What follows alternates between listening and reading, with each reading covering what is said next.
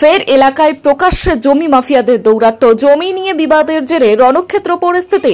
ইট বৃষ্টি থেকে শুরু করে চলল গুলি। একে অপরের বিরুদ্ধে গুলি চালানোর অভিযোগ। দুই পক্ষের মধ্যে আহত 5 জন।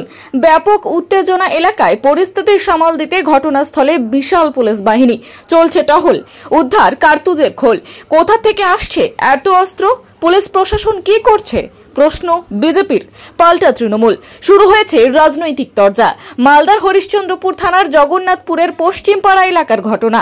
গত কয়েকদিন আগে একবার আমাদের বাড়িতে হামলা চালিয়েছিল, তার একটা মামলা হয়েছে। মামলার পরিপ্রেক্ষিতে আজকে সকালবেলায় পুলিশ ওদেরকে অ্যারেস্ট করে। একজনকে অ্যারেস্ট করার পরে আজকে শুক্রবারের দিন নামাজ পড়ে সবাই বাড়িতে এসেছি।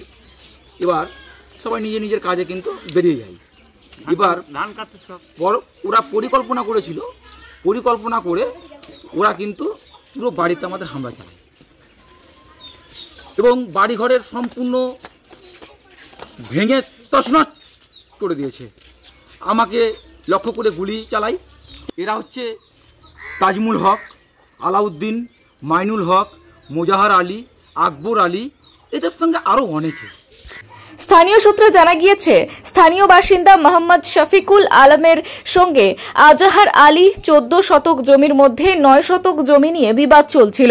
এর আগেও সংঘর্ষ হয়। সেই অভিযোগের ভিত্তিতে পুলিশ এদিন দুই পক্ষের একজন করে অভিযুক্তকে গ্রেফতার করে। তারপর পুলিশ যেতেই পরিস্থিতি উত্তপ্ত হয়। দুই পক্ষের মধ্যে ইট বৃষ্টি শুরু হয়, চলে গুলিও। শফিকুল আলমের অভিযোগ, পুলিশ যাওয়ার পর তাদের বাড়িতে হামলা হয়, বাড়ি ভাঙচুর করা হয়, গুলিও চালানো হয়। ইটের আঘাতে তাদের পক্ষের 4 জন আহত হয়। পাল্টা গুলি চালানোর অভিযোগ অপর পক্ষেরও। দুই পক্ষই তৃণমূলের সঙ্গে যুক্ত। হরিশ্চন্দ্রপুর থানার বিশাল পুলিশ বাহিনী পরিস্থিতি নিয়ন্ত্রণে আনতে এই মুহূর্তে এলাকায় টহল দিচ্ছে। এদিকে এই ঘটনার সামনে আসতে বিজেপির অভিযোগ, আইন শৃঙ্খলা পরিস্থিতির বিশাল অবনতি হচ্ছে। বারবার জমি নিয়ে এই ধরনের ঘটনা ঘটছে। পুলিশ প্রশাসনের ওপর ভরসা নেই। কোথা থেকে এত অস্ত্র আসছে?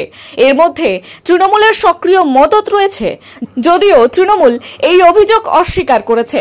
তাদের দাবি, বিজেপি শাসিত পার্শ্ববর্তী বিহার থেকে অস্ত্র আসছে। সারা পশ্চিমবঙ্গ বারুদের স্তূপের উপর দাঁড়িয়ে আছে, তার বাইরে মালদা জেলার হরিশ্চন্দ্রপুর তৃণমূলের সর্বত্র তাদের যে সিন্ডিকেট পদ্ধতির মাধ্যমে সমস্ত জায়গাতে ইট বালি সিমেন্ট খোয়া থেকে আরম্ভ করে গরু, মাটি, খাল, বিল, নদী, নালা সমস্ত জায়গাতে যে সিন্ডিকেটের ব্যবস্থা সুচারুভাবে এখানে প্রতিষ্ঠা পেয়েছে, তার অংশ হিসাবে হরিশ্চন্দ্রপুরের আজকের এই ঘটনা। গোলা বারুদ বাংলার মতো মজুদ ভারতবর্ষের কোনো রাজ্যে আছে কিনা আমার জানা নেই। গোলা বারুদ আনার জন্য বাইরে বিহার বা ঝাড়খণ্ডের প্রয়োজন হবে না, কারণ পশ্চিমবঙ্গে গোলা বারুদের স্তূপের উপর দাঁড়িয়ে আছে তৃণমূল এবং তৃণমূলের রাজ্যের মা মাটি মানুষের শাসকের বদান্যতায়। মালদা থেকে মাধব কুমার মণ্ডলের রিপোর্ট, টাইমলেস ডেপিকশন নিউজ।